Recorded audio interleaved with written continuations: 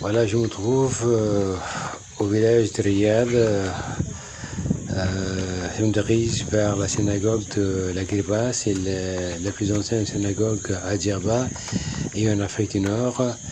Alors, les historiens remontent sa construction en l'an 70 après Jésus, justement après la destruction du temple de Jérusalem par l'empereur romain Titus et toute la persécution qui s'en est suivie. Beaucoup de Juifs avaient immigré donc en Afrique du Nord. Certains ont débarqué à Djerba. Et la légende dit que donc, le premier groupe de Juifs débarqués à Djerba était conduit par une sainte religieuse aux dons miraculeux qui avait construit un temple qui est devenu par la suite une grande synagogue et qui est devenu un lieu de pèlerinage. Qui a lieu donc tous les ans au 33e jour de la Pâque juive, c'est-à-dire au mois de mai de tous les ans.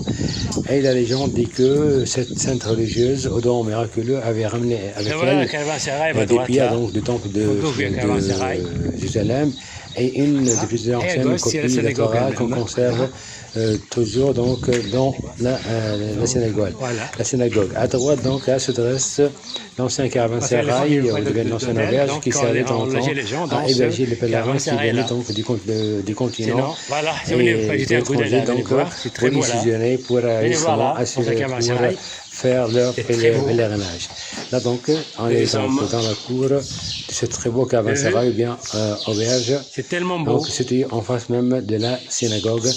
Et de nos jours, donc, on célèbre toutes les festivités, justement, durant le pèlerinage à Ghriba, dans la cour de cette auberge. Bien sûr, depuis qu'il y a eu, qu'on a construit l'hôtel à Djerba, les pèlerins descendent de l'hôtel. Par contre, les festivités organisées le long donc, du pèlerinage sont célébrées donc, dans ce patio, même de très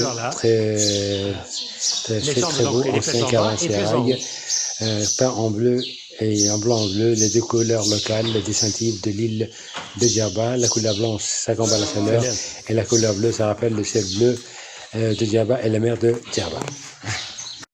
Voilà donc là je me trouve à l'intérieur de la synagogue elle-même, une synagogue formée justement de deux grandes pièces.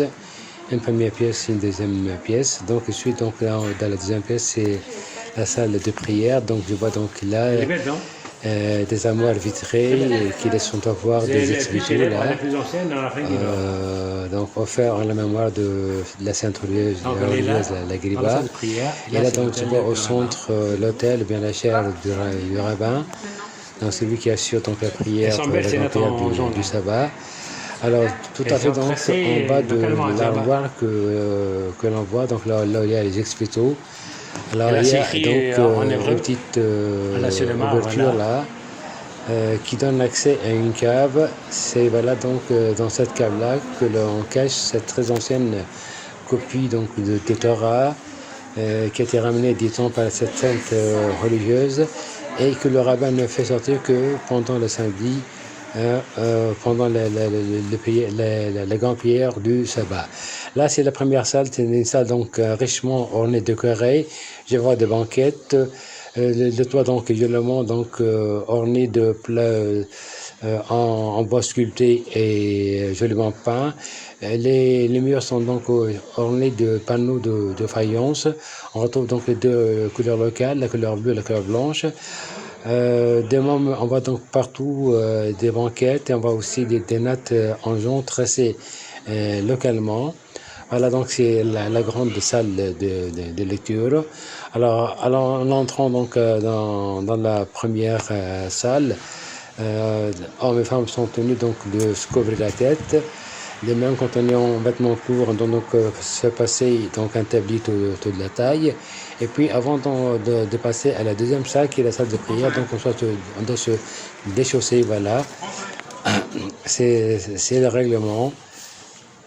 Voilà, c'est l'habitude, c'est la coutume qui se fait bien sûr et qu'on doit respecter pour visiter justement cette très belle synagogue appelée la Ghriba. La Ghriba donc, c'est le nom donc, de la femme qui a construit au départ ce temple-là. Voilà. Là, c'est la sortie de la Ghriba vue donc de l'extérieur. Voilà.